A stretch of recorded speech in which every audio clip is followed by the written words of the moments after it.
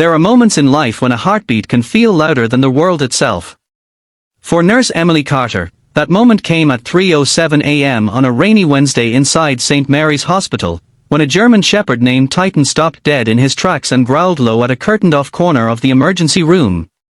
Emily had worked countless night shifts before, broken bones, weeping relatives, the sharp smell of antiseptic mixing with stale coffee. But nothing in her 10 years as a nurse had prepared her for what Titan was about to reveal. Titan wasn't just any dog. He was a trained K9, working alongside Officer Daniel Price, a calm, steady presence in his late 30s whose life had been saved twice by this loyal partner. Titan had accompanied Daniel to St. Mary's that night to visit the children's ward as part of a therapy program. The kids adored him, his big brown eyes and gentle nudge of encouragement made them forget, if only for a moment, the tubes and beeping monitors that surrounded them. Emily had always welcomed Titan's visits. They brought a light into the sterile gloom of her night shifts. But tonight, Titan wasn't wagging his tail or searching for tiny hands to lick. He was rigid, nose lifted, ears forward, something behind that pale green curtain demanded his attention. "Titan, heel," Daniel said softly, pulling at the leash. But Titan wouldn't budge.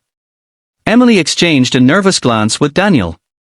"What's back there?" she asked, her voice cracking ever so slightly. Her eyes flicked to the patient chart, room 14, an elderly man named Mr. Granger, in for observation after a fall at home. Stable. Resting. Nothing unusual. Or so she thought. Slowly, with trembling fingers, Emily pulled the curtain aside. The sight before her made her blood run cold. Mr. Granger lay motionless on the bed, eyes closed as if peacefully asleep. But Titan ignored him completely. Instead, the dog's nose pressed into the narrow space behind the bed, an impossible sliver where no human could reach. Titan's nose twitched furiously, then he barked, once, sharp and urgent. Daniel knelt beside him, using his flashlight to peer into the shadows. He froze, then turned to Emily, his face drained of color. "There's someone back there," he whispered. Emily felt her heart slam against her ribs. "What? That's not possible." But Daniel was already pulling the bed away from the wall. With a harsh scrape, the heavy frame rolled forward. And there, wedged between the bed and the wall, barely conscious and covered in a thin blanket, was a young boy, no older than 6. The room spun. Emily dropped to her knees beside the boy. He was shivering, his lips blue. She pressed 2 fingers to his neck. A pulse, weak but there. "Call Dr. Singh," she barked to an orderly who stood frozen in shock. "Tell him to prep trauma 2. Now." As staff scrambled into action, Daniel scooped the boy into his arms. Titan pressed close, whining softly, his nose brushing the child's cheek as if willing him to stay awake. Later, in the chaos of Trauma 2, Emily learned the truth. The boy's name was Oliver. He'd been brought in hours earlier, alone, found wandering near the river in soaked pajamas. The overworked ER had tagged him as a John Doe, sedated him for rest, and in the confusion of shift change, someone had mistakenly moved him behind the curtain for observation. No one had noticed when he slipped from the bed, delirious with fever, and wedged himself into that dark corner, too weak to cry out. If Titan hadn't been there. Emily felt tears sting her eyes as she watched Oliver sleep peacefully now, Paws in his arm, color slowly returning to his cheeks. She stroked Titan's fur, feeling the steady rise and fall of his breath under her palm. "You saved him," she whispered to the dog. "You saved him when we didn't even know he was lost." But the challenges weren't over. When Oliver woke, he clung to Emily's hand with wide, frightened eyes. He didn't speak. Not a word. No one came forward to claim him. Social services worked tirelessly, but days turned into weeks, and Oliver remained, a small, silent shadow in the corner of the pediatric ward. Emily found herself visiting him on her breaks.